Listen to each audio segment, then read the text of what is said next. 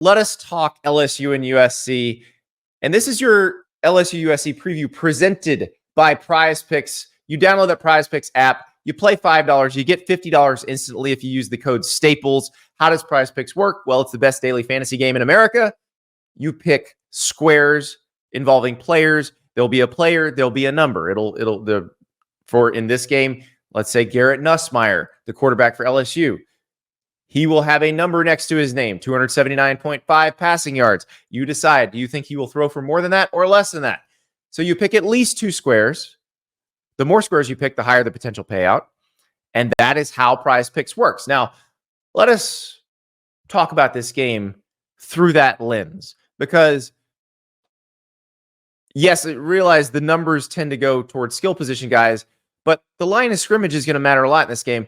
LSU's offensive line, I think, really could be the key to this game. And here's why. It could allow them to control the ball on the ground, to eat clock, to control tempo, which I think is going to matter in this game because, remember, we're dealing with 2 defenses that were really bad last year. Both staffs have been overhauled, new defensive coordinators, new defensive assistant coaches. At USC, they've overhauled the personnel more than they have at LSU. But LSU does have good athletes on that defense. So the theory is that Blake Baker, say that 5 times fast, can come in and just move the pieces around and they will play better. At USC, D'Anton Lynn, he got quite a few new players, brought some from where he was at UCLA, brought some from elsewhere, but definitely was trying to get the body types that he wanted in his defense. That was a big knock on Alex Grinch when he was the defensive coordinator at USC, is sometimes the body types didn't match up to what you need to run an effective defense, but that was more along the defensive line. And so we'll see. But that defensive line at USC is still really not their best group. Barry Alexander is very good, but they're going to be playing against an LSU offensive line that has Will Campbell and Emory Jones at tackle. These are potential first-round draft picks. This group's been together. They're good on the inside as well. Can they run the ball well? So, Josh Williams probably gets the first carry for LSU, the former walk-on. So he's at a 53.5 rushing yard number at PrizePicks. I would expect to see Caleb Jackson as well. His number is 52.5. If both those guys hit the more than, I think there's a good chance LSU wins this game because it means they are controlling the game, controlling the tempo, and they're probably putting the ball in the end zone with regularity. Now, I am a little leery of this. Brian Kelly in these standalone week 1 games, it's not been great. So LSU lost to Florida State the past 2 years in one of these games. And then the year before, he takes his Notre Dame team to Florida State, and it wasn't a particularly great Florida State team, and they got out by, Notre Dame got out by the skin of their teeth in that game. So it's not been the best circumstances for Brian Kelly in these games, but I don't know that really means much at this point because really it's about, does that offensive line control the line of scrimmage, and is LSU's defense better? Meanwhile, on the other side, is USC's defense better? So the number for Miller Moss, your new USC quarterback, is 285.5. Now, he threw for 372 yards and 6 touchdowns in his last start. That was the bowl game against Louisville. He was awesome. Now he's breaking in some younger receivers. Now, these guys have played, but they've not played huge roles. Zachariah Branch is probably the guy who's played the biggest role, but his biggest pops have been on special teams. Now, can he do that in the flow of the offense? Because he's really special with the ball in his hands. He's at 57.5 yards receiving for this game on PrizePicks. But they've got a bunch of young guys. Deuce Robinson, 44.5 receiving. We'll see who else steps up. And then LSU, same thing. Just like USC, you have the backup quarterback ascending to the starting role, kind of like everybody used to do and nobody does anymore. But Garrett Nussmeier takes over for Jaden Daniels. So remember, both these cases, you have a new quarterback who's been waiting his turn, replacing a Heisman Trophy winner.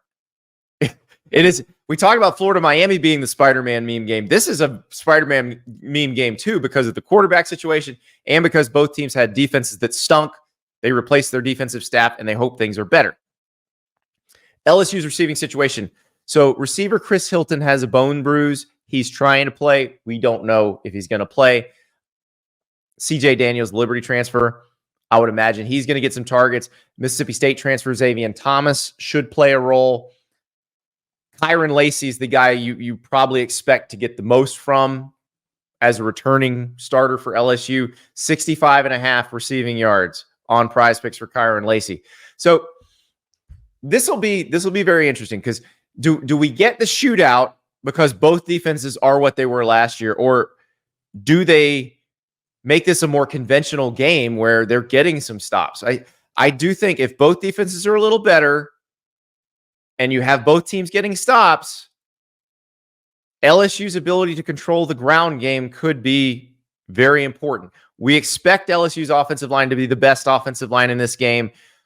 USC has Jonah Monheim at center, but in terms of just future NFL prospects, LSU's got more.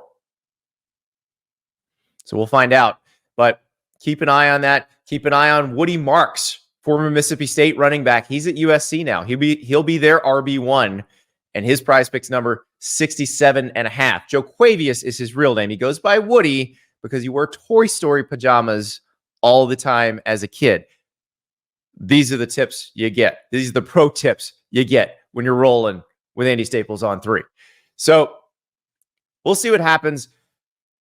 The more than on both the quarterbacks is enticing, because it's one of those things where you kind of want to see the defensive improvement on the field before you believe it. And I could see a shootout in this game, and that would be really fun. And this game, like the Florida Miami game, is going to produce some blazing takes that may not actually mean anything, because both teams had terrible defenses last year. We don't really, and both of them probably should have very good offenses this year. We don't really know what it means. Like, if somebody hangs 40 on somebody else, it might just be that the offense is awesome and the defense looks better against other teams. I don't know that we're going to be able to take as much from this game as we think, but we will certainly attempt to. We will extrapolate the hell out of this thing when we get a result. And the negativity toward the losing coach is going to be high. Just like Florida Miami, you had guys that were hired in the same offseason. These two were actually, they moved on the same day, and they both left prestigious programs to go where they went.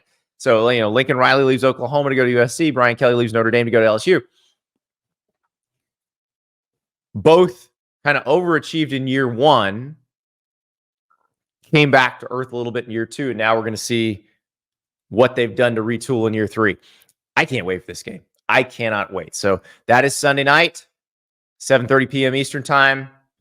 We're going live after that game too. So it's going to be a cavalcade of, I'm going to be showing up on your YouTube feed over and over again this weekend. I don't apologize for that. We've been waiting all offseason for this. We wait 9 months to get here, and we're finally here. So download that PrizePicks app. Remember, play $5, get $50 instantly when you use the code Staples. And you want a free square this week. Jalen Milroe against Western Kentucky. Alabama's quarterback against Western Kentucky. 0.5 pass yards. They have dropped the number 99% off. Throw that square on there. If he throws for a yard, you win that square. So there you go. Thank you so much for watching. Just a reminder, subscribe to this channel right here so you never miss an episode of Andy Staples On 3. And oh, by the way, watch all the other great videos on the On3 Sports YouTube channel.